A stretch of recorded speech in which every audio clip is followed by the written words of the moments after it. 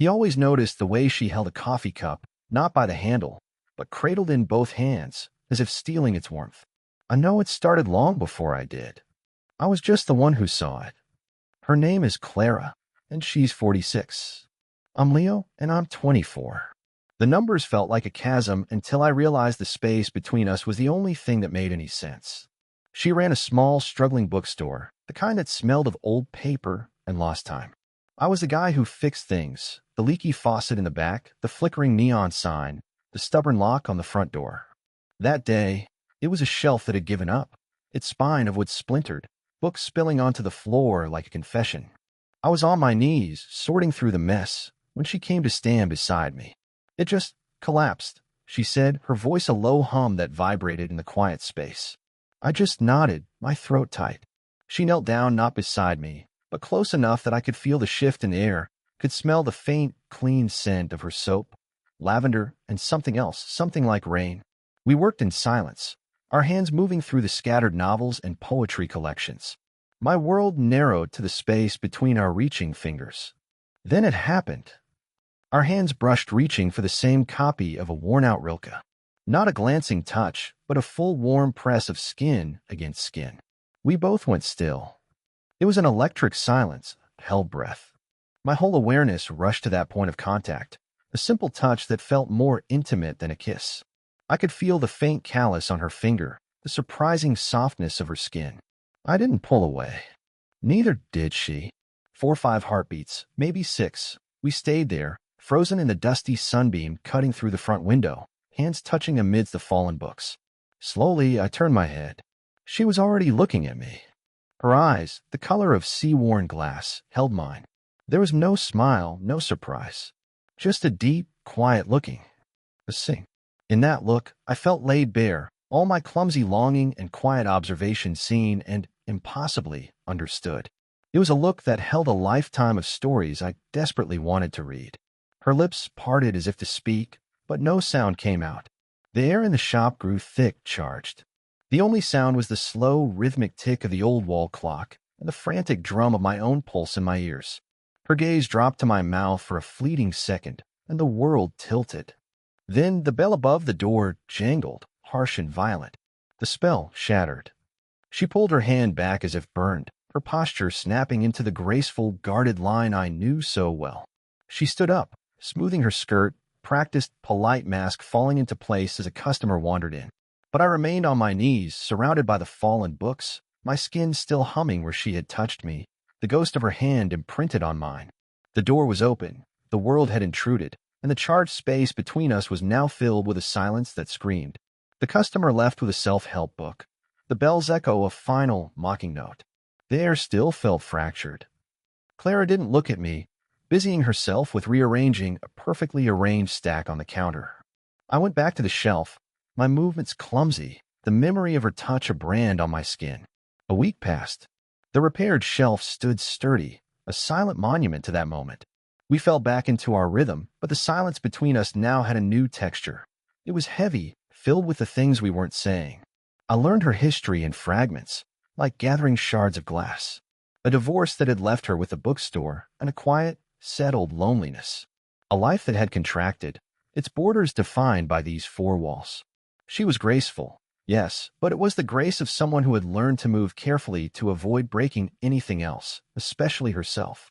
For me, it was simpler and more complicated. At 24, my peers were a blur of loud parties and shallow connections.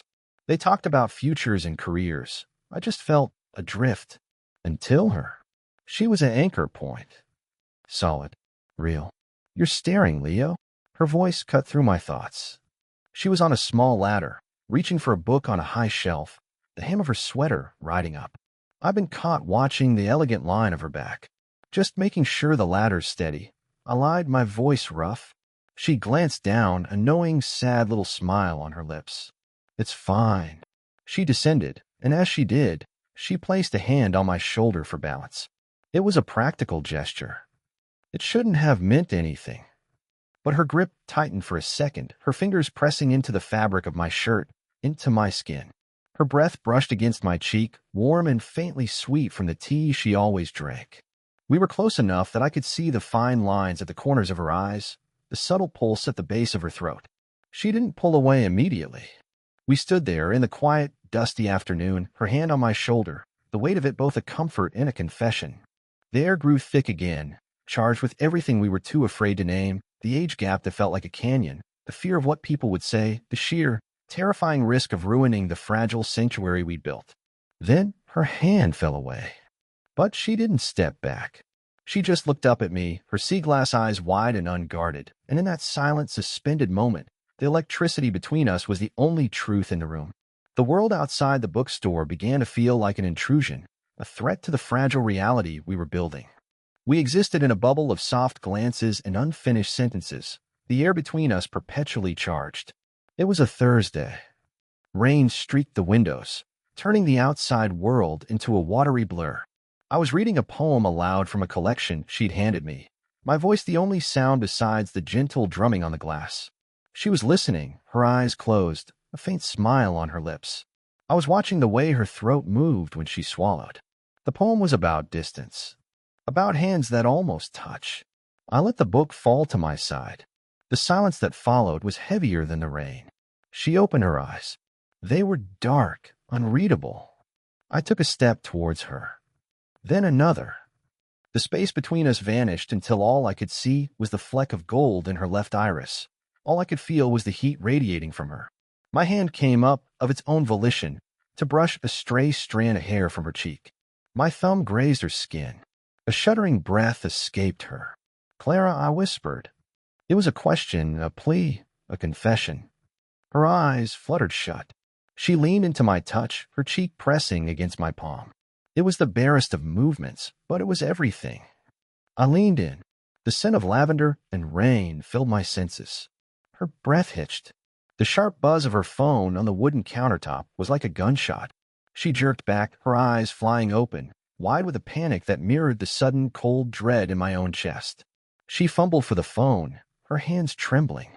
"It's my daughter," she breathed, the words laced with a guilt so sharp it was almost tangible. She turned away, her voice shifting into a warm, maternal tone. "Hi, sweetie." "Yes, I'm still at the shop." I stood frozen, my hands still hanging in the air where her face had been. The ghost of her skin against mine was now a brand of shame. I had forgotten she had a whole other life, a life where I didn't belong, a life that made this feel like a betrayal. When she hung up, she didn't turn around. Her shoulders were tense. I should go. But she didn't move. And I, unable to bear the distance, stepped closer. I didn't touch her. I just stood behind her, close enough that my shadow fell over her, close enough that if she leaned back, she would feel me. She went perfectly still. The rain continued its relentless beat. We were two people, trapped in the aftermath of an almost kiss, pulled together by a force we couldn't name and paralyzed by the fear of what it would cost. The rain stopped. The silence that replaced it was worse. For days, we moved around each other like ghosts, the unspoken almost a chasm between us. The easy comfort was gone, replaced by a raw, jagged energy. Every glance was a question. Every accidental touch was a lightning strike. I found her in the stockroom, perched on a stool, staring at a stack of invoices without seeing them. The single bare bulb cast long shadows, hollowing her cheeks. She looked tired. She looked beautiful. "I can't do this anymore," I said, my voice rough in the quiet. Her head snapped up. "Do what?" "This." I gestured between us, the space feeling charged and dangerous. The pretending. The pulling away. "Leo," she whispered, a warning and a plea. I crossed the small room until I was standing in front of her. She didn't retreat, but her knuckles were white where she gripped the stool. I could feel the warmth of her body, smell the faint lavender on her skin. It was intoxicating. "I think about you all the time," I confessed, the words leaving me in a rush. "When I'm not here, it's like I'm waiting to be. This isn't just me being a kid with a crush. You have to know that." Her breath caught. She looked down, her dark hair falling across her face. Without thinking, I reached out. My fingers, trembling, brushed the hair back, tucking it behind her ear. My touch lingered on the delicate shell, my thumb stroking the soft skin of her temple. She shuddered, a full-body tremor, and her eyes closed. She leaned into my hand, a silent, devastating surrender. Tell me to stop. I breathed, my face inches from hers. Tell me to leave, and I will. I'll never come back. Her eyes opened. They were pools of deep, liquid want and profound fear. Her lips parted. I could feel her breath on my mouth. This was it, the point of no return.